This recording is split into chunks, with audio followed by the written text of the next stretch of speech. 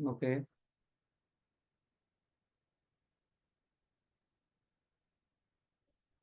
ദൈവത്തിന്റെ അതിപരിശുദ്ധമായ നാമം വാഴ്ത്തപ്പെടുമാറാകട്ടെ.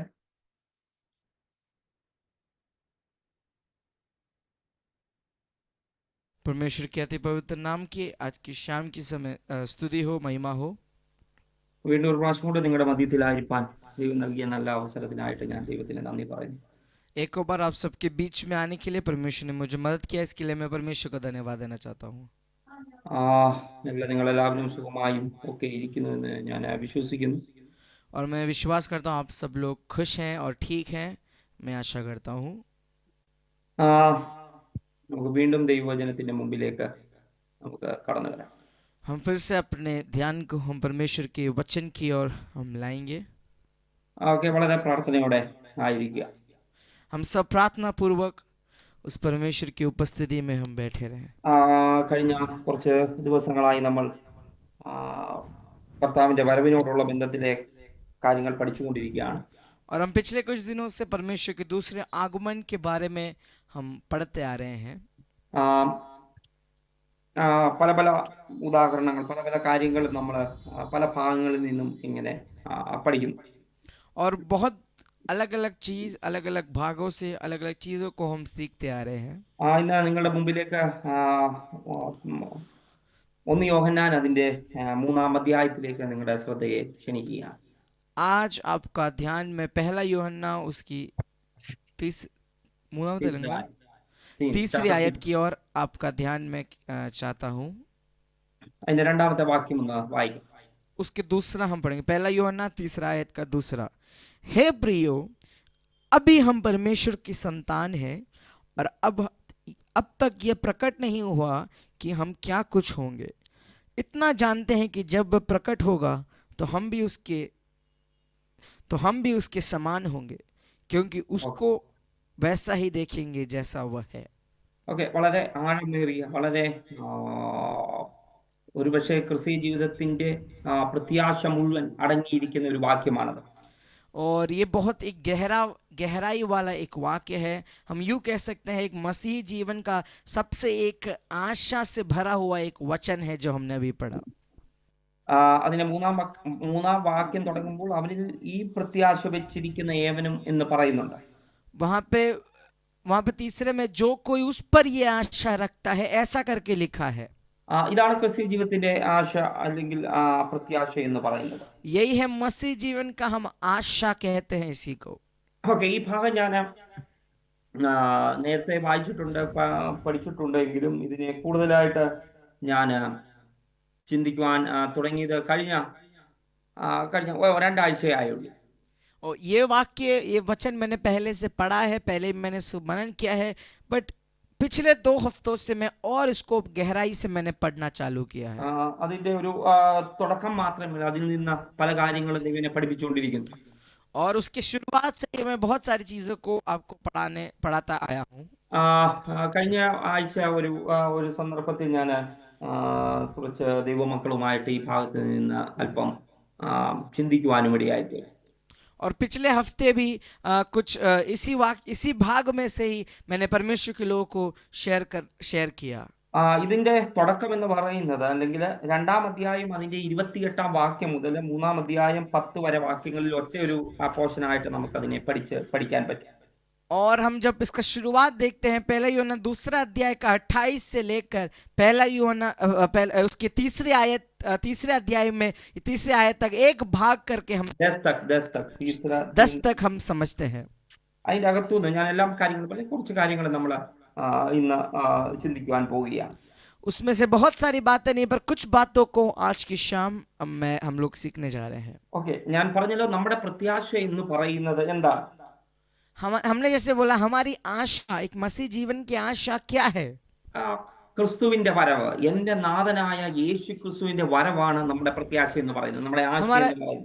हमारा परमेश्वर का आगमन, हमारा मसीह का दूसरा आगमन ही हमारा एकमात्र आशा है। അല്ലെ, ക്രിസ്തീയ ജീവിതത്തിന്റെ ഏറ്റവും ഗോള് എന്ന് പറയുന്നത്, അല്ലെങ്കിൽ ഏറ്റവും വലിയ ലക്ഷ്യം, നമ്മുടെ എല്ലാവരുടെയും ലക്ഷ്യം എന്ന് പറയുന്നത് അവന്റെ വരവിൽ എടുക്കപ്പെടുക, ആനന്ദ ജീവനിൽ എത്തപ്പെടുക, അവനോട് ഒരുമിച്ചാകുക എന്നുള്ളത് മാത്രമാണ്.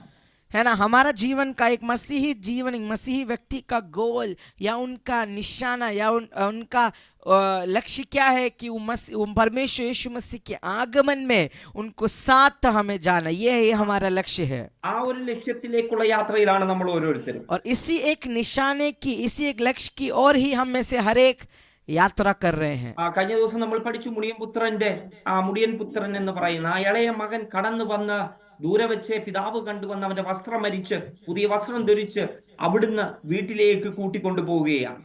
और हमने पिछले हफ्ते वो जो छोटे दो बेटे में से छोटा बेटा होता है जो अपना साथ लेकर अपने पिताजी से जो भी कुछ होता है वो सब वो अपने रास्ते निकल जाता है। ആ വീട്ടിലേക്കുള്ള യാത്രയെക്കുറിച്ച് ഞാൻ പറഞ്ഞു, ഇടുക്കവും നെരുക്കവുമുള്ള ആ സഖ്യത്തിനാസയെ കുറിച്ച് ഞാൻ പറയുവാനിടയായിട്ട്. तो मैंने जो रास्ते के बारे में बताया, जो पतला है, जो मुश्किल यात्रा करना, उस रास्ते के बारे में मैंने बताया। ആ യാത്രയിൽ വളരെ ഇടുക്കവും ഞെരുക്കവും ഉള്ളതാണ്. ഒത്തിരി പ്രതിസന്ധികളും പ്രതികൂലങ്ങളും കടന്നു വരാനുള്ള സാധ്യതകളുണ്ട്. और जो रास्ते में बहुत सारी मुसीबत और बहुत सारी मुसीबत आने का संभावना है। ആ ഭവനത്തിൽ നിന്ന് ഭവനത്തിൽ എത്തുന്നതിനെ തടസ്സം നിൽക്കുന്ന ഒത്തിരി ശത്രുക്കൾ നിങ്ങളുടെ ചുറ്റും നിൽക്കുന്നുണ്ട്. और उस भवन में प्रवेश करने के लिए उसके बीच में, उस रास्ते में बहुत सारे शत्रु लोग भी है। അവിടുന്ന് നിങ്ങളെ പുറകോട്ട് വലിക്കുന്നതിന് വേണ്ടി ഒത്തിരി ടെംപ്റ്റേഷനുകള്, പ്രലോഭനങ്ങള്, ഒത്തിരി ശത്രുവിന്റെ തന്ത്രങ്ങളൊക്കെ പതിയിരിപ്പുണ്ട്. और उस भवन तक, उस ना पहुंचने के लिए हमें पीछे से खींचने वाली बहुत सारी अभिलाषा है, बहुत सारी शैतान के जाल है। അതുകൊണ്ട് ആ യാത്രയിൽ, അതാണ് ക്രിസ്തീയ ജീവിതം, ഒരു ജേർണിയാണ്, ഒരു യാത്രയാണ്. ആ യാത്രയിൽ എന്തൊക്കെ വേണം, എങ്ങനെയായിരിക്കണം എന്നൊക്കെയാണ് നമ്മൾ പഠിച്ചുകൊണ്ടിരിക്കുന്നത്. और वो एक यात्रा है, एक लंबी एक यात्रा है, मसीह यात्रा। तो उसी में क्या क्या हमें करना है, क्या क्या हमें जरूरत है, उसी के बारे में हम पढ़ते आ रहे हैं। ഇവിടെ നമ്മൾ മൂന്നാം വാക്യം നമ്മൾ വായിച്ച കീവേഡില് രണ്ടാമത്തെ വാക്യം ഇങ്ങനെ, പ്രിയരെ നാം ഇപ്പോൾ ദൈവമക്കളാകുന്നു. तो जो हमने जो पढ़ा उसके दूसरे में लिखा है, हे प्रियो अभी हम परमेश्वर की संतान है। ഓക്കെ കുഞ്ഞുങ്ങളെ, നിങ്ങൾ ഓരോരുത്തരും അവിടെ സ്പഷ്ടമായി പറയുകയാണ്, നിങ്ങൾ ഓരോരുത്തരും ദൈവ മക്കളാണ്. वहां पे मेरे बच्चों, यहाँ पे अच्छे लिखा हुआ है कि हम सब कौन है, वो परमेश्वर की संतान है। അല്ലെ, നിങ്ങൾ എന്ന് നിങ്ങളുടെ പഴയ പ്രവർത്തികളെ ഉരിഞ്ഞു, എന്ന് നിങ്ങൾ മാനസാന്തരപ്പെട്ടോ, എന്ന് നിങ്ങൾ വീണ്ടും ജനിച്ചോ, അന്ന് മുതൽ നമുക്ക് ലഭിക്കുന്ന പേര് എന്ന് പറയുന്നത് ദൈവത്തിന്റെ മകൻ അല്ലെങ്കിൽ ദൈവത്തിന്റെ മകൾ, ഒന്നിൽ പൊതുവിൽ പറഞ്ഞാൽ ദൈവ മക്കൾ എന്ന പദവിയാണ്. और जिस दिन से हम अपने पुराने मनुष्य को उतार के फेंकते हैं, जिस दिन से हम उद्धार पाते हैं, जिस दिन से हम अपने अब नया सृष्टि बनते हैं, उस दिन से हमें एक पद मिलता है परमेश्वर की बेटी या परमेश्वर का बेटा, या यूं कहें तो हम परमेश्वर की संतान बन जाते हैं। അതായത് നിങ്ങൾ പഴയത് നിങ്ങൾ എങ്ങനെയായിരുന്നു എന്ന് പറഞ്ഞാൽ, മുടിയൻ പുത്രനോട്, അതായത് ഇളയ മകനോട് അപ്പം പറഞ്ഞു, നീ മരിച്ചവനായിരുന്നു, ഇപ്പോൾ ജീവിച്ചിരുന്നു. അതായത് നമ്മൾ മരിച്ചവരായിരുന്നു, പാപത്തിലും അതിക്രമങ്ങളിലും മരിച്ചവരായിരുന്നു, ഇപ്പോൾ നിങ്ങൾക്ക് ജീവൻ ലഭിച്ചു. ഇനി നിങ്ങളുടെ പേര് എന്ന് പറയുന്നത് ദൈവമകൻ, ദൈവമകൾ എന്നാണ്. और जैसे हम अपने पुराने चीज को उतार देते हैं, जब एक अवस्था में, जैसे जो छोटे बेटे को पिताजी कहते तुम मरे हुए थे पर अभी जिंदा हो गए, वैसे ही हम पाप के बंधन में हम मरे हुए थे, पर वहां से उसको हम उठकर हम नए एक सृष्टि बन गए हैं। हम परमेश्वर की बेटी और परमेश्वर का बेटा बन चुके हैं। ഓക്കെ, ഇപ്പോൾ നാം ദൈവ മക്കളാണ്. और अभी हम परमेश्वर की संतान है। എന്നിട്ട് ആ രണ്ടാം വാക്യത്തിൽ പറയുകയാണ്, എന്ന് ഇത് നാം എന്താകുമെന്ന് ഇതുവരെ വെളിപ്പെട്ടിട്ടില്ല. पर दूसरे में लिखा, हम अब तक ये प्रकट नहीं हुआ कि हम क्या क्या होंगे, क्या कुछ होंगे। ഇപ്പോൾ നമ്മൾ ദൈവമക്കളാണ്, പക്ഷെ ഞാൻ എന്താകും, ഇനി ഞാൻ എന്തായിത്തീരുമെന്ന് ഇതുവരെ വെളിപ്പെട്ട് വന്നിട്ടില്ല. अभी मैं परमेश्वर की संतान हूँ, पर आगे जाकर मैं क्या बनूंगा या मेरा क्या होगा, ये अभी प्रकट नहीं हुआ है। എന്നിട്ട് യോഹന്നാൻ പറയുകയാണ്, നമ്മൾ വായിക്കുന്ന 1 യോഹന്നാൻ 3:2 വാക്യത്തിൽ, എന്നിട്ട് പറയുകയാണ് രണ്ടാമത്തെ ഭാഗം, അവൻ വെളിവാകുമ്പോൾ, മീൻസ് യേശു നമ്മളുടെ മുമ്പിൽ വെളിവാകുമ്പോൾ. और हम अभी पढ़ रहे हैं पहला यूहन्ना 3 अध्याय उसका दूसरा, तो उसमें लिखा है कि जब वह प्रकट होगा, कौन? हमारा यीशु मसीह जब प्रकट होगा। അതാണ് നമ്മുടെ പഠന വിഷയം തന്നെ. അവൻ വെളിവാകുമ്പോൾ, അവൻ പ്രത്യക്ഷനാകുമ്പോൾ, അവൻ വീണ്ടും വരുമ്പോൾ. यही है हमारा पढ़ने का विषय। वो जब वापस आएगा, जब उनका दूसरा आगमन होगा, जब वो फिर से बादलों में दिखाई देगा, അങ്ങനെ വരുമ്പോൾ ഞാൻ എന്തായിത്തീരും? ऐसा जब होगा तब मैं क्या बन जाऊंगा? അവിടെ എഴുതിയിരിക്കുന്നു, അവൻ ആയിരിക്കുന്നത് പോലെ നാം അവനെ കാണും എന്നതിനാൽ നാം അവനോട് സദൃശന്മാരാകും എന്ന് അറിയും. वहां पे लिखा जब वो प्रकट होगा तो हम भी उसके समान होंगे, क्योंकि उसको वैसा ही देखेंगे जैसा वो है। ഓക്കെ, അവൻ എന്തായിരിക്കുന്നോ അതുപോലെ നാം അവനെ കാണും. और जैसा वो है वैसे ही हम उसको देखेंगे। അതായത് യേശു ആയിരിക്കുന്നത് പോലെ നമുക്ക് അവനെ കാണാൻ കഴിയും. तो इसका मतलब जैसे यीशु मसीह है वैसे ही हम उनको अपनी आंखों से देख पाएंगे। അതുമാത്രമല്ല നാം അവനോട് സദൃശ്യന്മാരാകുമെന്ന് പറയുന്നു. और उसके साथ ही क्या होगा? हम भी उसके समान होंगे। അവൻ എന്താണോ അതുപോലെ ഞാനുമായി തീരുമെന്ന്. यहाँ पे क्या लिखा? वो जैसे हैं वैसे हम भी हो जाएंगे। അവൻ എങ്ങനെയായിരിക്കുന്നു അതുപോലെ നാമുമായി തീരുമെന്ന്. वो जैसे होंगे वैसे हम भी बन जाएंगे, उनके समान हो जाएंगे। എത്ര ശ്രേഷ്ഠകരമായ പദവിയാണ് അവിടെ തന്നിരിക്കുന്നത്. एक बार आप सोचिए कितना इतना सौभाग्य एक पद हमें मिला है। കുഞ്ഞുങ്ങളെ, നിങ്ങൾ അതിനെക്കുറിച്ച് നിങ്ങളൊന്ന് ചിന്തിച്ചാൽ നിങ്ങൾക്ക് എന്തൊക്കെ ഒരു ഫീലിംഗും തരുന്നില്ലേ? നമ്മൾ പ്രത്യാശ വെച്ചിരിക്കുന്ന യേശു തമ്പുരാൻ ഇപ്പോഴെങ്ങനെയായിരിക്കുന്നു അതുപോലെ ഞാൻ ആയിത്തീരുമെന്ന്. ഇതുവരെ ഇതുപോലൊരു ഭാഗ്യ പദവി ലഭിക്കാൻ നമുക്കുണ്ടോ? मेरे बच्चों, आप एक बार सोचिए वो भाग्य, एक सौभाग्य का अवस्था, एक पद कि जैसा जिस यीशु पे हम आज आशा लगा रहे हैं उस यीशु के समान हम और आप बन जाएंगे। हालेलुया। ഒന്നുകൂടെ ഇറങ്ങിപ്പറ്റാൽ നിങ്ങൾ യേശുവിനെ പോലെ ആയിത്തീരും, അവനോട് സദൃശ്യന്മാരായിത്തീരുമെന്ന്. और थोड़ा अच्छे से बता, हम भी यीशु मसीह के समान बन जाएंगे। അല്ലേ? ഇപ്പോൾ അവൻ ഇരിക്കുന്നത്, എബ്രായ ലേഖനകാരൻ പറയുന്നു, സ്വർഗത്തിൽ ദൈവത്തിന്റെ സിംഹാസനത്തിന്റെ വലത്ത് ഭാഗത്ത് നമുക്ക് വേണ്ടി പക്ഷപാതം വെച്ചുകൊണ്ടിരിക്കുകയാണ്. और अभी जैसे इब्राहिमियों में हम पढ़ते हैं कि अभी वो यीशु मसीह कहाँ है? स्वर्ग में परमेश्वर की दाहिनी ओर हमारे लिए बिछुआई कर रहा है। അവൻ അവിടുന്ന് വെളിപ്പെടും ഒരു ദിവസം നമ്മളെ ചേർക്കുന്നതിന് വേണ്ടി. और हमें उनके साथ लेने के लिए वो एक दिन प्रकट होगा।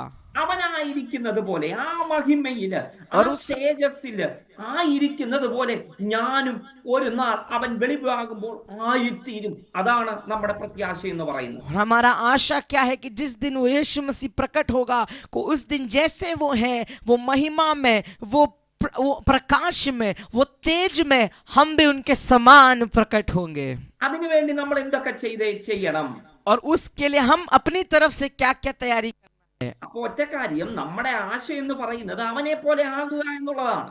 और एक बात में क्या हमारा आशा क्या है? उनके समान बनना। അതിനുവേണ്ടി ഞാൻ എന്ത് ചെയ്യണം? इसके लिए मुझे क्या करना है?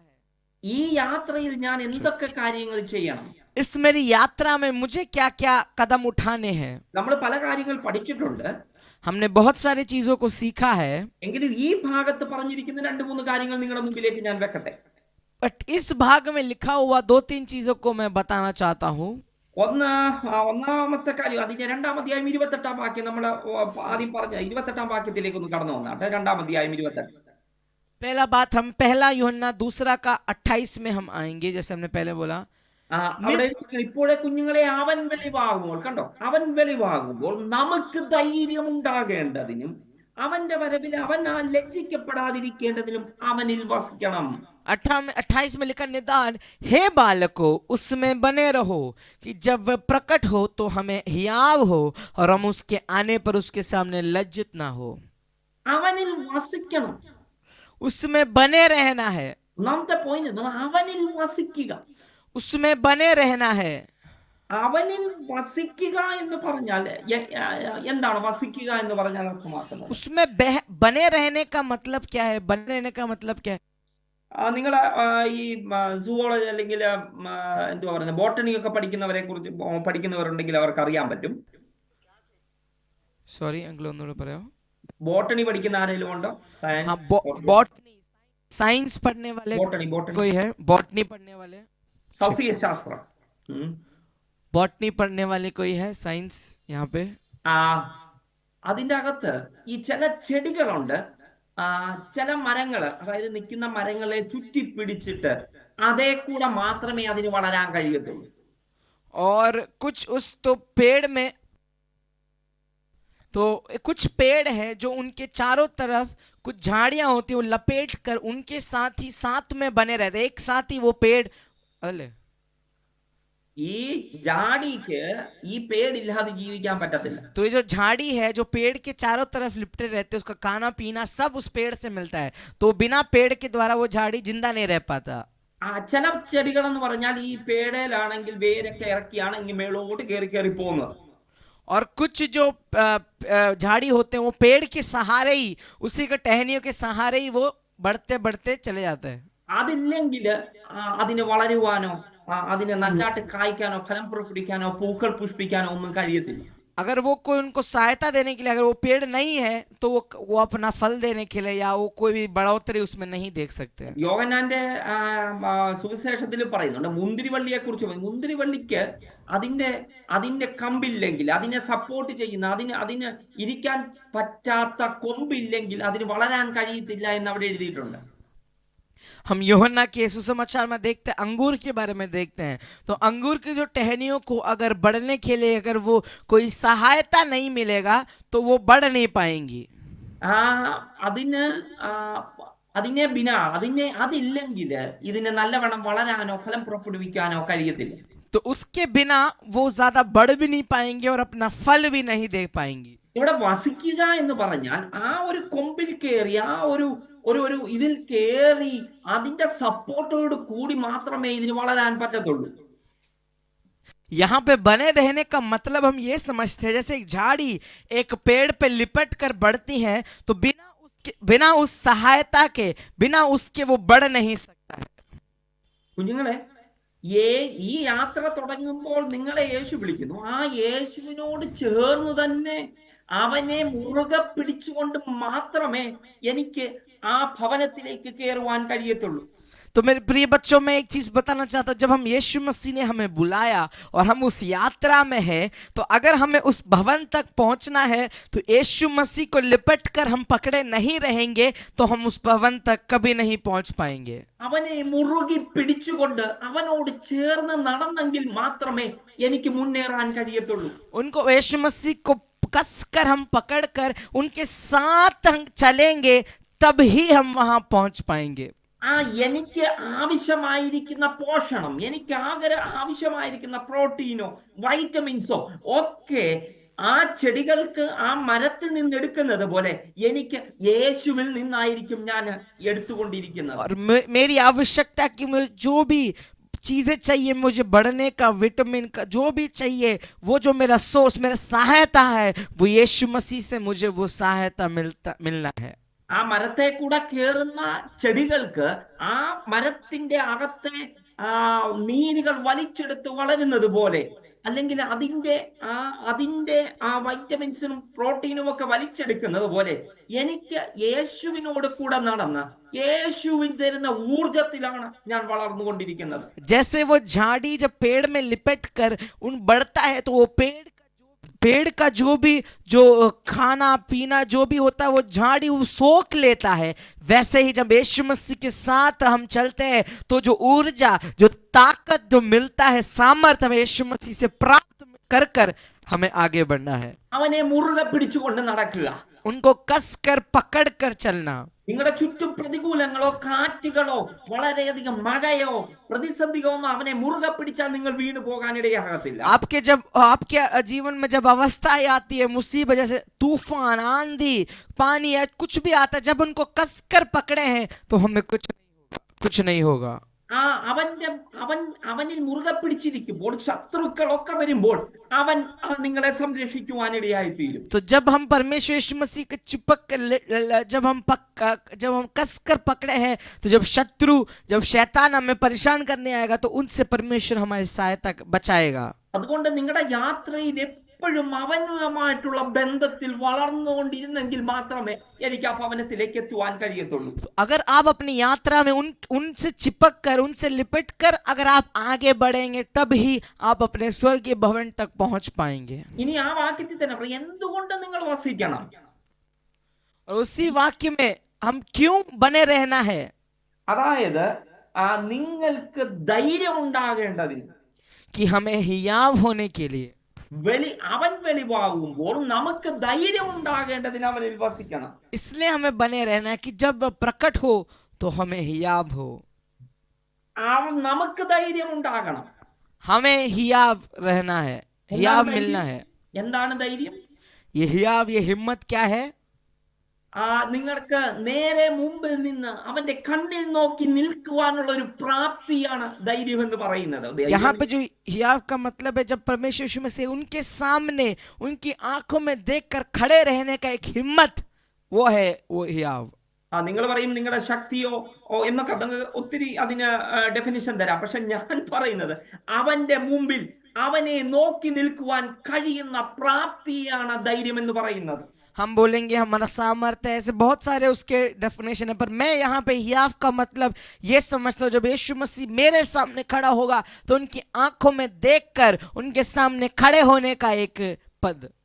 നിങ്ങൾക്കറിയാം, ആദാമും ഹവ്വായും അവന്റെ കൂട്ടത്തിൽ നടക്കുകയായിരുന്നു ഏദൻ വാട്ടികയിൽ. आपको पता अदन की वाटिका में आदम और हव्वा उनके साथ साथ चलते थे यीशु परमेश्वर के. അങ്ങനെ ഒരു ദിവസം അവൻ പാപം ചെയ്തു, ആദാമും ഹവ്വായും. वो एक दिन उन्होंने पाप किया, आदम हव्वा ने. അന്ന് വൈകുന്നേരം ദൈവം ഇറങ്ങി വന്നു. और उस दिन यीशु परमेश्वर सामने प्रकट हुए. അന്നപ്പോൾ ദൈവം നോക്കിയപ്പോൾ ആദാമിനെ ഹവ്വായും കാണാനില്ല. और उस दिन जब परमेश्वर ने देखा तो आदम हव्वा नहीं दिख रहे हैं. അതുവരെ ദൈവം വരുമ്പത്തേൻ ഇവര് വരുന്ന സ്ഥലത്ത് കാത്തിരിക്കുന്നു, എപ്പം വരുമെന്ന് നോക്കിയിരുന്നുകൊണ്ടിരുന്ന ആദാം ഹവ്വ ഇന്ന് വന്നപ്പോൾ കാണാനില്ല. और उस दिन तक जब भी परमेश्वर आता तो आदम हव्वा ऐसे बैठा रहते थे, कब आएंगे परमेश्वर, कब आएंगे, ऐसे देखते रहते थे. पर आज जब परमेश्वर आए तो वो लोग नहीं दिख रहे. ദൈവം വന്നു, ആദാമേ നീ എവിടെ? परमेश्वर ने पूछा, आदम तू कहाँ है? അപ്പം ഏതോ ഒരു മരത്തിന്റെ അവിടെ പോയി പമ്മിയിരിക്കുകയാണ് ഇവർ രണ്ടുപേരും മരത്തിന്റെ മൂട്ടിൽ. कोई भी झाड़ी के पीछे ये लोग छिप के बैठे हैं. അയ്യോ ഞങ്ങൾക്ക് അങ്ങയുടെ സന്നിധി വരാൻ കഴിയത്തില്ല, ഞങ്ങൾ നഗ്നരാണെന്ന് പറഞ്ഞു. तो आदम ने बोला, परमेश्वर मैं आपके सामने नहीं आ सकता क्योंकि मैं नंगा हूँ. ഇതാണ് ധൈര്യക്കുറവെന്ന് പറയുന്നത്. यह है बिना हिम्मत के होना, हिम्मत ना होना. അവന്റെ മേലെ അവന്റെ കൂടെ നിൽക്കുവാൻ കഴിയുന്ന പ്രാപ്തിക്കുറവിനെയാണ് ധൈര്യമില്ല എന്ന് പറയുന്നതിനുള്ള കാരണം. जब वो परमेश्वर आता है उनके सामने हम ना खड़े हो पाते हैं, छिप जाते हैं, उसी को हिम्मत ना होना कहते हैं. കാരണം അവരുടെ തെറ്റുകൾ കാരണം, അവരുടെ പാപങ്ങൾ കാരണം, അവനുമായുള്ള ബന്ധം നഷ്ടപ്പെട്ടതിന് കാരണം അവനിപ്പോൾ ഒളിച്ചിരിക്കുകയാണ്. क्योंकि उनने गलती किया, उनके पाप के कारण उनका जो पवित्र संबंध था वो टूट गया, इसलिए वो उनके सामने खड़े होने की हिम्मत नहीं है. കുഞ്ഞുങ്ങളെ, അവൻ വെളിപ്പെടുമ്പോൾ അവന്റെ ശബ്ദം കേൾക്കുവാൻ, അവന്റെ മുമ്പിൽ നിൽക്കുവാൻ നമുക്ക് ധൈര്യം വേണം. അർത്ഥം എന്ന് പറഞ്ഞാൽ അവനുമായി ചേർന്ന് നടക്കുന്നവന് മാത്രമേ, അവന്റെ ശബ്ദം കേട്ട് മുന്നേറുന്നവന് മാത്രമേ, അവനുമായി വ്യക്തിപരമായ ബന്ധമുള്ളവന് മാത്രമേ അവന്റെ വരവൻ അവന്റെ മുഖം നോക്കി നിൽക്കുവാൻ കഴിയത്തുള്ളൂ എന്നുള്ള സത്യം മനസ്സിലാക്കുക. मेरे प्रिय बच्चों, जब वो परमेश्वर आएगा तो उसकी आवाज को सुनने के लिए हम सुनने पाए, क्योंकि इसका मतलब यह है कि जो उनके साथ चलता है, जो उस संबंध में रहता है, जो यीशु मसीह से लिपट कर चलने वाला ही, जब उसके आंगन में उनके आवाज को वो सुन सकता है और उसके सामने खड़ा हो सकता है. നിങ്ങളെ യേശുവിനെ അറിയാം, യേശുവിനെ എന്തൊക്കെയോ നിങ്ങൾ ചെയ്യുന്നുണ്ട്, അല്ലെങ്കിൽ പ്രാർത്ഥിക്കുന്നുണ്ട്, കോട്ടേജ് മീറ്റിംഗ് ഉണ്ട്, ബൈബിൾ ക്ലാസ് ഉണ്ട്, അല്ലെങ്കിൽ ഉപവാസം എടുക്കുന്നുണ്ടെന്ന് പറയുന്നത് ഒന്നും അതിന് കാരണമല്ല.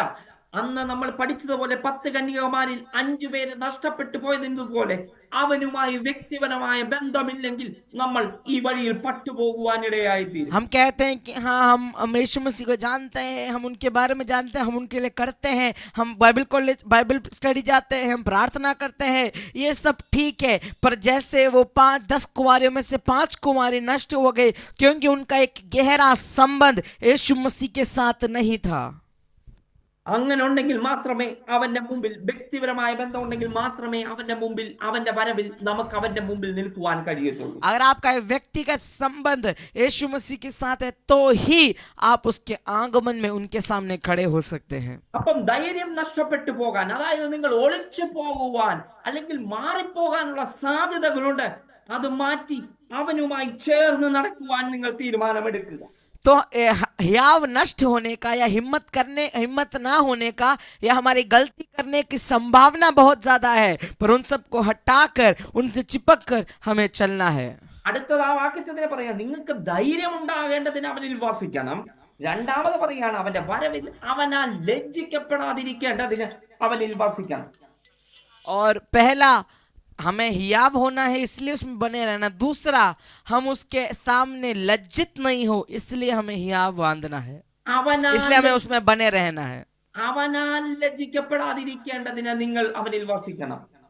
और उसके सामने उसके आने पर हम लज्जित ना हो इसलिए हमें उसमें बने रहना है। അവിടുത്തെ പദം ശ്രദ്ധിച്ചാൽ അവനാൽ യേശുവിനാൽ ലജ്ജിക്കപ്പെടാതിരിക്കേണ്ടതിന് നിങ്ങൾ അവനിൽ വസിക്കണം. और उसके सामने उनके आने पर हम लज्जित ना हो इसलिए हमें उनमें बने रहना है। അവനാൽ എന്നുള്ള പദം ശരിയാണോ അപ്പു? അവനാൽ हम उसके आने पर ഓക്കെ, അതിന്റെ മൂലപദത്തിലേക്ക് അവനാൽ ലജ്ജിക്കപ്പെടാതിരിക്കേണ്ടതിന് അവനിൽ വസിക്കണം. और उनके सामने लज्जित हम ना हो पाए इसलिए हमें उस पे बने रहना है। എന്തുവാ ലജ്ജ എന്ന് പറയുന്നത്? यहाँ पे जो लज्जा के बाद ये क्या इसका क्या है? നമുക്കതിന് ഒത്തിരി അർത്ഥങ്ങൾ പറയാം. നാണമെന്നോ അല്ലെങ്കിൽ നമ്മളെ എന്തോ ഒരു ചമ്മൽ ഉണ്ടാകുന്നോ എന്തൊക്കെയോ ഒത്തിരി അർത്ഥങ്ങൾ നിങ്ങൾക്ക് പറയുവാൻ കഴിയും ലജ്ജ എന്നുള്ളതിന്. हम वो लज्जा शब्द का बहुत सारा अर्थ, शर्म आना, ऐसे बहुत सारे वाक्य को हम वहाँ देख सकते हैं। പക്ഷെ ദൈവത്തിന്റെ ആത്മാവ് എന്നെ പഠിപ്പിച്ച ഒരു ലജ്ജയെ കുറിച്ച് ഞാൻ നിങ്ങളോട് പറയാം. और परमेश्वर की आत्मा ने मुझे एक लज्जा के बारे में बताया, मैं आप सबको बताना चाहता हूँ। ഇതുവരെ എനിക്ക് യേശുവിനെ അറിയാമായിരുന്നു. आज तक अभी तक मैं यीशु मसीह को जानता था യേശുവിന്റെ പേരിൽ ഞാൻ ഇവിടെ ബൈബിൾ ക്ലാസ്സിൽ പഠിപ്പിച്ചുകൊണ്ടിരിക്കുകയാണ്. और यीशु मसीह के नाम पर यीशु मसीह के बारे में मैं यहाँ बाइबल क्लास पढ़ा रहा हूँ। ഞാൻ ഉപവാസം എടുക്കുന്നുണ്ട്, मैं उपवास भी लेता हूँ, ഞാൻ ദശാംശം കൊടുക്കുന്നുണ്ട്, मैं दशवां भी देता हूँ, ദൈവത്തിന് വേണ്ടി ഞാൻ ഒത്തിരി കാര്യങ്ങൾ ചെയ്യുന്നുണ്ട്. और परमेश्वर के लिए बहुत सारी चीजें मैं करता हूँ। അവന്റെ കൂടെ പോകാൻ വേണ്ടി ഞാനുള്ള ഓട്ടത്തിലാണ്. और उनके साथ जाने के लिए मैं उस यात्रा में हूँ, दौड़ में हूँ। പക്ഷേ അവൻ വന്നു കഴിഞ്ഞ് കഥ കടച്ചു കഴിയുമ്പോൾ, വീടിന്റെ വാതിലടച്ചു കഴിയുമ്പോൾ, जब वो आएगा और वो सबको ले जाने के बाद दरवाजा बंद हो जाएगा എനിക്ക് കയറുവാൻ കഴിഞ്ഞില്ല. और मैं वहां प्रवेश नहीं कर पाया। ഞാൻ കഥകിന് തല്ലി, ദൈവമേ നീ എനിക്ക് വേണ്ടി ഒന്ന് തുറക്കുമോ? मैं वहां बैठ के दरवाजा खटखटा रहा हूँ, परमेश्वर मेरे लिए दरवाजा खोल दो। അന്നപ്പോൾ അകത്ത് നിന്ന് പറയുന്ന ഒരു വാക്കുണ്ട്, तब उस समय अंदर से आने वाली एक आवाज है, എനിക്ക് നിന്നെ അറിയത്തില്ല. मैं तुम्हें नहीं जानता। ഇതാണ്, ഇതിൽ പരം ഒരു ലജ്ജ വേറെ ഉണ്ടോ? इससे बढ़कर कोई लज्जा होने वाली बात है? കാരണം ഇതുവരെ ഞാൻ അറിയാമെന്ന് പറഞ്ഞ് നടന്നാൽ അദ്ദേഹം പറയുക എനിക്ക് നിന്നെ അറിയത്തില്ല. അതാണ് യഥാർത്ഥ ലജ്ജിതനാകുക എന്ന് പറയുന്നതിന്റെ അർത്ഥം. अभी तक जो मैं कह रहा था कि वो व्यक्ति मुझे जानता है कर मैं इधर उधर बोल रहा था, जब अंत में उसी व्यक्ति ने मुझे कह दिया कि वो मुझे नहीं जानते, इससे ज्यादा लज्जा की बात कोई है? നിങ്ങൾ ഏതെങ്കിലും നിങ്ങളുടെ MLA MP ക്കൊക്കെ വോട്ട് ചെയ്തു, അവനെ അങ്ങ് പാടിപ്പെടുത്താൻ, അദ്ദേഹം വലിയവനായിരുന്നു, അദ്ദേഹം നല്ല പ്രവർത്തികൾ ചെയ്തു, അദ്ദേഹം ഇത് ചെയ്തു, അദ്ദേഹം നീ വാദോരാതെ സംസാരിച്ചു, അദ്ദേഹത്തിന് വോട്ട് ചെയ്തു, അതുകൊണ്ട് അദ്ദേഹത്തിന് നിങ്ങളെ അറിയണമെന്നില്ല. जैसे कोई हाँ जैसे अभी कोई विधायक है, हमने उनको वोट दिया, उनका हमने इधर उधर बोला कि इनको वोट करो, उनके बारे में बड़ा चढ़ा के बोला, उनके ललकारा, इतना सब करने के बाद, वोट करने के बाद, इसका ये मतलब नहीं कि हमने इतना उनके लिए किया, बट ये मतलब नहीं कि वो हमें जानते हो। അവനൂടെ അറിയുമ്പോഴാണ് അവന്റെ മുമ്പിൽ നമുക്ക് നിൽക്കുവാൻ കഴിയുന്നത്. वो भी हमें जानना है, तब ही हम उनके सामने खड़े हो पाएंगे। അല്ലെ, നിങ്ങൾ മോദിക്ക് വേണ്ടി നമ്മൾ വോട്ട് ചെയ്തു, അല്ലെങ്കിൽ നിങ്ങൾ വോട്ട് ചെയ്തു എന്നും പറഞ്ഞ് നേരെ നാളെ പ്രധാനമന്ത്രിയുടെ ഓഫീസിൽ ചെല്ലണോ എന്ന് നിങ്ങളെ കയറ്റുവാൻ സാധ്യമല്ല. और अब आज कैसे आपने मोदी जी के लिए वोट किया, तो वोट किया करके इसका यह मतलब नहीं कल सुबह आप पीएम प्रधानमंत्री के दफ्तर पर जाके खड़े हो जाएंगे, वो आपको पहचान लेंगे, ऐसा नहीं होता है। പക്ഷേ അവന് മോദിജിക്ക് എന്നെ വ്യക്തിപരമായി അറിയെങ്കിൽ ഒരു സെക്യൂരിറ്റിയുടെ ആവശ്യമില്ല, എന്നെ കയറ്റിവിടാൻ വേണ്ടി അവനകത്ത് നിന്ന് പറയുവാനിടയായി തീരും. पर अगर वो मोदी जी मेरे को अगर वो मोदी जी हमें व्यक्तिगत तौर से जानते हैं तो बिना कोई सिक्योरिटी चेक के वो मुझे अंदर बुला लेंगे। ഇത് തന്നെയാണ് യേശുവിനെ അറിയാവുന്നതുകൊണ്ട് അകത്ത് കയറാൻ കഴിയണമെന്നില്ല, യേശുവിനെ എന്നെയും നിങ്ങളെയും അറിയണം. हम यीशु मसीह ऐसे ही है, अगर हम यीशु मसीह को जानते हैं करके इसका यह मतलब नहीं कि हम स्वर्ग में प्रवेश कर पाएंगे, वो यीशु मसीह भी हमें जानना जरूरी है। ഞാൻ അറിയാവുന്നതുള്ള ആഗ്രഹത്തോടെ അവന്റെ പോയി മുമ്പിൽ നിൽക്കുമ്പോൾ അവൻ പറയുകയാണ് എനിക്ക് നിന്നെ അറിയത്തില്ല എന്ന് പറഞ്ഞാൽ ഇതുമാത്രം ഒരു ലജ്ജ എന്റെ ജീവിതത്തിൽ സംഭവിക്കാൻ കഴിയത്തില്ല. അതുകൊണ്ടാണ് ഇവൻ പറയുന്നത് നിങ്ങൾ ലജ്ജിക്കാതിരിക്കേണ്ടതിന് അവനിൽ വസിക്കണമെന്ന്. और मैं यीशु मसीह को जानता हूं करके उनके सामने खड़े होंगे और तब यीशु मसीह बोलेगा मैं तुम्हें नहीं जानता, इससे बढ़कर लज्जा की बात नहीं है। इसलिए यहाँ पे लिखा है इसलिए में बने रहो ताकि उनके सामने तुम लज्जित ना हो। ആ ഭാഗത്തുനിന്ന് ഞാൻ അടുത്ത ഭാഗത്തിലേക്ക് കടന്നു വരട്ടെ. उस भाग से मैं अगले भाग में आना चाहता हूँ। ഇനിയും എന്താ അവൻ വെളിവാകുമ്പോൾ അവനോട് സദൃശനായിരിക്കാൻ എന്ത് ചെയ്യണം? ഞാൻ ആദ്യം പറഞ്ഞു അവനിൽ വസിക്കണം. और उसके समान होने के लिए हमें क्या करना है? पहला हमें क्या करना है? उसमें बने रहो। രണ്ടാമതായി ഒരു കാര്യം എന്ന് പറയുന്നത് നിങ്ങൾ അനീതി അഭ്യസിക്കുന്നവരായിരിക്കണം, നിങ്ങൾ നീതിമാന്മാരായിരിക്കണം. और കേട്ടോ, ഒന്നുകൂടെ പറഞ്ഞെങ്കിലേ നിങ്ങൾ നീതിമാന്മാരായിരിക്കും, നീതി അഭ്യസിക്കുന്നവരായിരിക്കണം. और दूसरी बात हमें धर्मी बनना है। ഓക്കെ, അതിൽ 29ാമത്തെ വാക്യത്തിൽ ഇങ്ങനെയാണ്, അവൻ നീതിമാൻ എന്ന് നിങ്ങൾ അറിയുന്നു, യേശു നീതിമാൻ എന്ന് നിങ്ങൾ അറിയുന്നു, और അവനിൽ നിന്ന് ജനിച്ചിരിക്കുന്നു എന്ന് നിങ്ങൾ അറിയുന്നു. और 29 में यदि तुम जानते हो कि वह धार्मिक है तो ये भी जानते हो कि जो कोई धर्म का काम करता है वह उससे जन्मा है। അതുപോലെ തന്നെ 3-ാം അധ്യായം അതിന്റെ 7ാമത്തെ വാക്യം കൂടെ उसका पहला यूहन्ना 3 का 7वां भी पढ़ेंगे। हे बालको किसी के भरमाने में ना आना, जो धर्म के काम करता है वो उसकी नाई धर्मी है। കുഞ്ഞുങ്ങളെ ആരും നിങ്ങളെ വഴിതെറ്റിക്കരുത്, വഴിതെറ്റിക്കാതിരിക്കട്ടെ. हाँ, वहां पे लिखा है हे बालको किसी के भरमाने में ना आना, അവൻ നീതിമാനായിരിക്കുന്നത് പോലെ നീതി അഭ്യസിക്കുന്നവനും നീതിമാനാകുന്നു എന്നെഴുതിയിരിക്കുന്നു. धर्म के काम करता है वही उसके समान धर्मी है। നിങ്ങൾ നീതി അഭ്യസിക്കുന്നവരെങ്കിൽ അവൻ നീതിമാനായിരുന്നു, എന്റെ നാഥൻ നീതിമാനായതുകൊണ്ട് എന്റെ ഉള്ളിൽ നിന്നും നീതി പുറപ്പെടുന്നവരായിരിക്കണം, നീതിയോടെ കാര്യങ്ങൾ ചെയ്യുന്നവരായിരിക്കണം. हम भी धार्मिकता के साथ काम करने वाले होने पर, क्योंकि मेरा परमेश्वर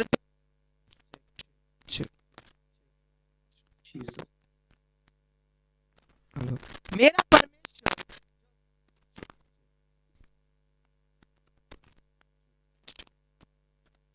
എന്താ പ്രശ്നം?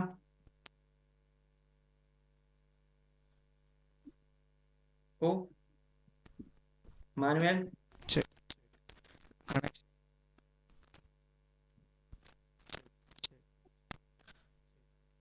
Emmanuel, should I continue? Yes दीदी, ना ओके। तो जैसा मेरा परमेश्वर धर्मी है वैसा हमारे अंदर से वो धर्म का काम हम भी धर्म के काम करने वाले होने पाए। ആ ഭാഗം ഞാൻ വേറൊരു ദിവസം നീതിയെ കുറിച്ച് കൂടുതൽ കാര്യങ്ങൾ ഞാൻ പറയാൻ ആഗ്രഹിക്കുന്നു. और वो जो भाग है किसी और दिन में धार्मिकता के बारे में और मैं किसी और दिन कहूंगा। അതിന്റെ 3-ാം അധ്യായം 8ാം വാക്യം ഒന്ന് വായിച്ചു. उसकी 8वीं आयत को एक बार पढ़ेंगे। जो कोई पाप करता है वह शैतान की ओर से है, क्योंकि शैतान आरंभ ही से पाप करता आया है। परमेश्वर का पुत्र इसलिए प्रकट हुआ कि शैतान के कामों को नाश करे। ഓക്കെ, അതിന്റെ 10ാമത്തെ വാക്യം കൂടെ उसका 10वीं आयत पढ़ेंगे। इसी से परमेश्वर की संतान और शैतान की संतान जाने जाते हैं। जो धर्म के काम नहीं करता वो परमेश्वर से नहीं, और ना वह जो अपने भाई से प्रेम नहीं रखता। ഓക്കെ, അടുത്ത് ഒന്ന് നീതി അഭ്യസിക്കണമെന്ന് പറഞ്ഞു, അവന് വസിക്കണമെന്ന് പറഞ്ഞു. വേറെ അതിന്റെ മൂന്നാം വാക്യത്തില് നിർമ്മലനായിരിക്കണം എന്നൊക്കെ പറഞ്ഞു. നമുക്ക് അടുത്ത ദിവസങ്ങളിൽ നമുക്ക് സമയം ഉണ്ടെങ്കിൽ നമുക്ക് ചിന്തിക്കാം. ഇവിടെ വേറൊരു കാര്യം എന്ന് പറയുന്നത് പാപം ചെയ്യരുത്. और हमने अभी देखा कि उसमें बने रहना, और भी तीसरे आयत में हमने देखा कि हमें निर्मल लेना, उसको अभी आगे जाके और पढ़ेंगे। बट यहाँ पे एक नया चीज लिखा है कि पाप ना करो। 9ാം വാക്യത്തിൽ ഇങ്ങനെയാണ് പറയുന്നത്, ദൈവത്തിൽ നിന്ന് ജനിച്ചവനാരും അവന്റെ വിത്ത് അവനിൽ വസിക്കുന്നത് കൊണ്ട് പാപം അഭ്യസിക്കുന്നില്ല. तो 9वीं में लिखा जो कोई परमेश्वर से जन्मा है वह पाप नहीं करता क्योंकि उसका बीज उसमें बना रहता है। ദൈവത്തിൽ നിന്ന് ജനിച്ചവൻ ഒരിക്കലും പാപം ചെയ്യാൻ കഴിയത്തില്ല. परमेश्वर से जन्मा हुआ कोई भी कभी भी पाप नहीं कर सकता। ഇങ്ങനെ ദൈവത്തിന്റെ മക്കളെയും പിശാചിന്റെ മക്കളെയും തിരിച്ചറിയുവാൻ കഴിയും. आगे लिखा है कि वह इसी से परमेश्वर की संतान और शैतान की संतान जाने जाते हैं। എന്നിട്ട് പറയുകയാണ് 10ാം വാക്യത്തിൽ, നീതി അഭ്യാസിക്കാത്ത ഏവനും തന്റെ സഹോദരനെ സ്നേഹിക്കാത്തവനും ദൈവത്തിൽ നിന്നുള്ളവനല്ല. और उसके बाद में लिखा है जो कोई धर्म के काम नहीं करता वह परमेश्वर से नहीं, और ना वह जो अपने भाई से प्रेम नहीं रखता। നമ്മൾ 7ാം വാക്യത്തിൽ നിങ്ങളെ വഴിതെറ്റിക്കാതിരിക്കേണ്ടതിന് നിങ്ങൾ നീതി അഭ്യസിക്കണം. वहां पे 9वीं में लिखा है कि सॉरी 7वीं में लिखा है कि हे बालकों किसी के कोई हमें भरमाए ना, किस लिए धर्म के काम करो। ഇവിടെ പറയുകയാണ് നീതി അഭ്യസിക്കാത്തവൻ പിശാചിന്റെ മകനാണ്. यहाँ पे लिखा है जो धर्म के काम नहीं करता वह शैतान की संतान है। ഓക്കെ, നീതിയെ കുറിച്ച് നമുക്ക് പിന്നീട് പറയാം. എന്നിട്ട് പറയാണ് തന്റെ സഹോദരനെ സ്നേഹിക്കാത്തവനും ദൈവത്തിൽ നിന്നുള്ളവനല്ല. धर्म के बारे में हम आगे देखेंगे, पर उससे पहले जो भाई से प्रेम नहीं रखता वो परमेश्वर से नहीं। കുഞ്ഞുങ്ങളെ, നിങ്ങൾക്ക് പിശാചിന്റെ മക്കൾ ആരാണെന്ന് തിരിച്ചറിയണ്ടേ? आपको शैतान के संतान कौन है आपको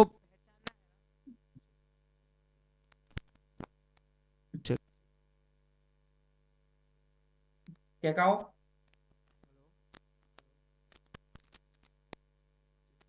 ഇമാനുവൽ,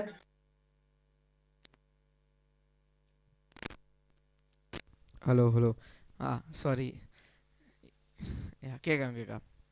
ഓക്കെ, ആ പിശാചിന്റെ മകൻ ആരാണെന്ന് നിങ്ങൾക്ക് അറിയാൻ പറ്റുന്നുണ്ടോ? क्या शैतान की संतान कौन है हम समझ पाते हैं क्या? ഒറ്റ നോട്ടത്തിൽ നിങ്ങൾക്ക് പിശാചിന്റെ മക്കൾ ആരാണെന്ന് നിങ്ങൾക്ക് പെട്ടെന്ന് പറയാൻ പറ്റുമോ?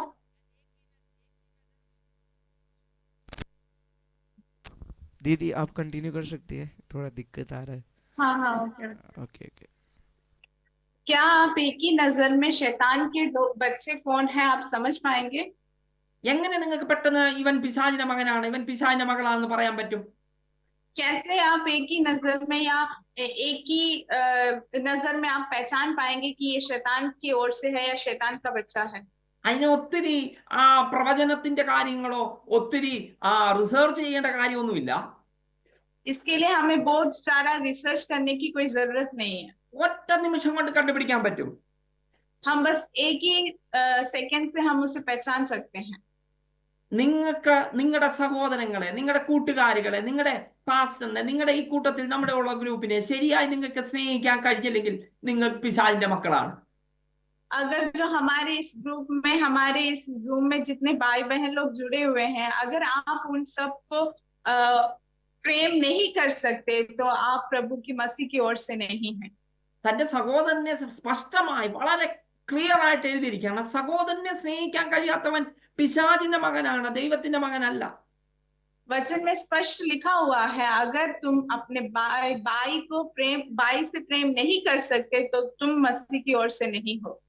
അല്ലെ? അതിന്റെ 11ാം വാക്യത്തിൽ എന്താണ് എഴുതിയിരിക്കുന്നത്? എന്തെന്നാൽ നാം അന്യോന്യം സ്നേഹിക്കണമെന്നാകുന്നു നിങ്ങൾ ആദ്യം മുതൽ കേട്ട ദൂത്. 3 के 11वीं आयत में लिखा हुआ है कि तुमने आरंभ से सुना वह ये कि हम एक दूसरे से प्रेम रखें. അല്ലെ? നിങ്ങളുടെ ഫസ്റ്റ് ദൂത് എന്ന് പറയുന്നത് ഇത് തന്നെയാണ്, സ്നേഹിക്കണം നിന്റെ സഹോദരനെ. आप लोगों का पहला दूत या पहले से आप लोग यही सुन रहे हो, सीख रहे हो कि आपके भाई से प्रेम रखना है. എന്നിട്ട് 12ാം വാക്യത്തിൽ സ്വന്തം സഹോദരനെ കൊന്ന കയീനെ കുറിച്ച് അവിടെ പറയുന്നുണ്ട്. और उसके बाद अपने जो भाई काइन को मारा हुआ उस पद के बारे में यहाँ बताया गया हुआ है। എന്നിട്ട് പറയാണ് ആ കയീന്റെ സഹോദരനായ ആബേലിന്റെ പ്രവൃത്തി നീതി ഉള്ളതായതുകൊണ്ടാണ് അവനെ ഈ കയീൻ കൊന്നതെന്ന്. उसके बाद यहाँ लिखा गया है कि काइन का जो भाई है आबेल, उसका जो कर्म था वो धर्म करता था, इसके वजह से काइन ने आबेल को मारा करके. എന്നിട്ട് അത് ഞാൻ അതിനെ വിശദീകരിക്കുന്നു. എന്നിട്ട് എഴുതിയാണ് 14-ാം വാക്യത്തിൽ, സഹോദരനെ സ്നേഹിക്കുന്നതിനാൽ നാം മരണത്തിൽ നിന്ന് ജീവനിൽ കടന്നു. ഞാൻ ജീവനിൽ കടന്നത് സഹോദരനെ സ്നേഹിക്കുന്നതുകൊണ്ടാണ്. उसके बाद 3 की 14वीं आयत में लिखा हुआ है कि मृत्यु से पार होकर जीवन में पहुंचे हैं क्योंकि हम भाइयों से प्रेम रखते हैं. എന്നിട്ട് പറഞ്ഞ സ്നേഹിക്കാത്തവൻ മരണത്തിൽ വസിക്കുന്നു. उसके बाद लिखा हुआ है जो प्रेम नहीं रखता वह मृत्यु की दशा में रहता है. എന്നിട്ട് 15-ാം വാക്യത്തിൽ പറയുകയാണ്, തന്റെ സഹോദരനെ വെറുക്കുന്നവനെല്ലാം കൊലപാതകനാകുന്നു. उसके बाद 15वीं आयत में लिखा हुआ है कि अपने भाई से जो बैर रखते हैं वह हत्यारा है. എന്നിട്ട് പറയാണ്, ഒരു കൊലപാതകനിലും നിത്യജീവൻ വസിക്കുന്നില്ല. और तुम जानते हो कि किसी हत्यारे में अनंत जीवन नहीं रहता. ഞാൻ സഹോദരനെ വെറുക്കുകയാണെങ്കിൽ ഞാൻ ആരാണ്? കൊലപാതകനാണ്.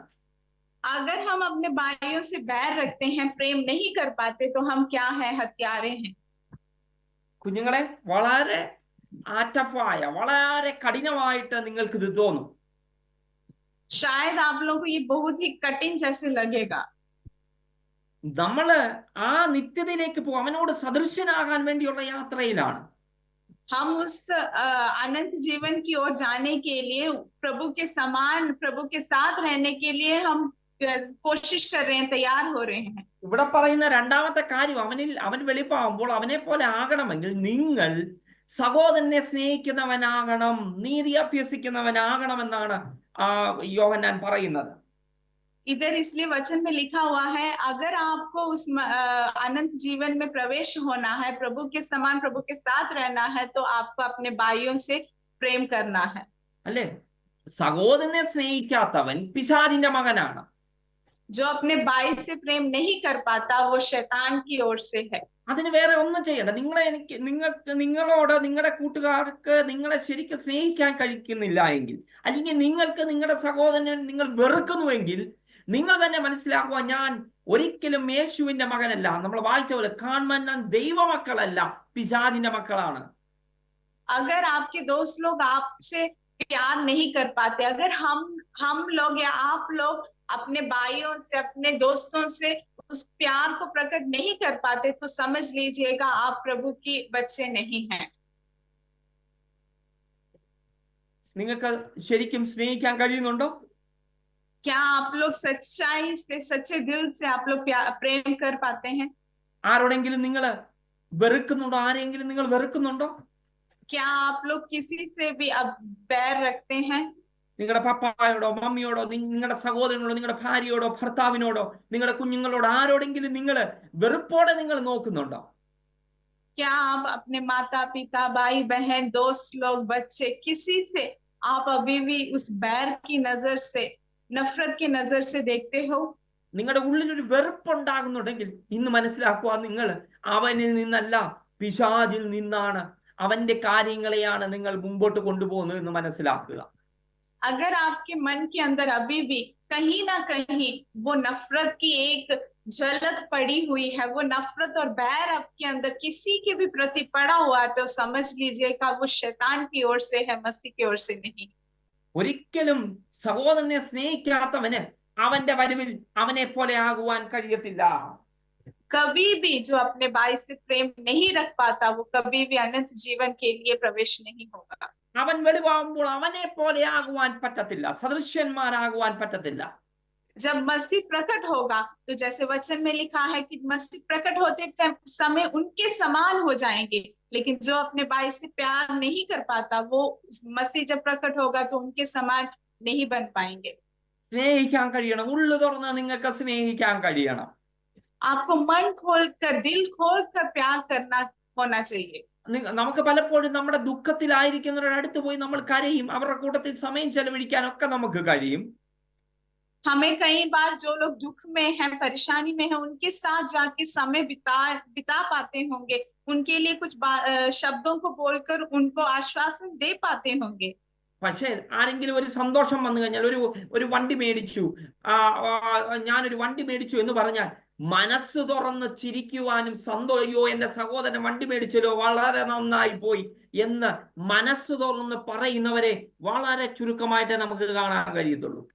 लेकिन जैसे पिछले क्लास में भी बताया था, अगर किसी को एक खुशी वाली बात हो जाए, कुछ अच्छी बात हो जाए, तो दिल खोलकर उनके साथ खुशी मनाने के लिए, उस सच्चे दिल से उनके लिए खुशी प्रकट करने के लिए बहुत मुश्किल है।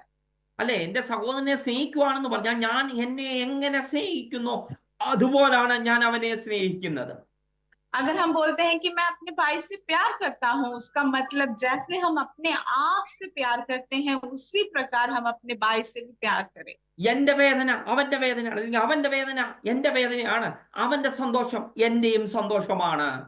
मेरा जो दुख है वो उसका भी दुख है, नहीं तो उसका जो दुख है वो मेरा भी दुख है, उसका जो सुख है वो मेरा भी सुख है। അതാണ് അങ്ങനെ സ്നേഹിക്കാൻ കഴിയുന്നവനെ അവന്റെ വരവിൽ എടുക്കപ്പെടുവാൻ കഴിയത്തുള്ളൂ. इस प्रकार जो अपने भाइयों से प्यार कर सकते हैं, वही उस अनंत जीवन के लिए, महिमा के लिए तैयार हो पाएंगे, प्रवेश हो पाएंगे। അവന്റെ വരവിൽ വെളിപ്പെടുമ്പോൾ അവനെ പോലെ ആകണമെങ്കിൽ, ഒന്ന് അവനിൽ വസിക്കണം, രണ്ട് അവനെ പോലെ അല്ലെങ്കിൽ തന്റെ സഹോദരനെ സ്നേഹിക്കാൻ കഴിയണം. अगर प्रभु के उस प्रकट में, प्रभु के आगमन में, प्रभु के साथ उठा लिए जाना है, उस महिमा में प्रवेश होना है, तो सबसे पहली बात प्रभु के साथ बने रहना है, और दूसरी बात अपने भाई से प्यार करना है। അവനിൽ വസിക്കേണ്ടത് എന്തിനാണ്? നമുക്ക് ധൈര്യം ഉണ്ടാകേണ്ടതിന്, ലജ്ജിച്ചു പോകാതിരിക്കേണ്ടതിന് അവനിൽ വസിക്കണം. हम क्यों प्रभु के साथ हमें बने रहना है? ताकि हम धीरज बने हुए आगे बढ़े और हम लज्जित ना हो, इसलिए हमें प्रभु के साथ बने रहना है। ഇനിയും ഇതിന്റെ ബാക്കി ഭാഗങ്ങൾ നമുക്ക് അടുത്ത ദിവസങ്ങളിൽ നമുക്ക് ചിന്തിക്കാം. ദൈവം നമ്മളെ സഹായിക്കുമാറാകട്ടെ. आगे जो इसके अगले भाग हैं वो हम आने वाले क्लासेस में, आगे आने वाले हफ्तों में हम पढ़ेंगे। प्रभु सबको आशीषित करें।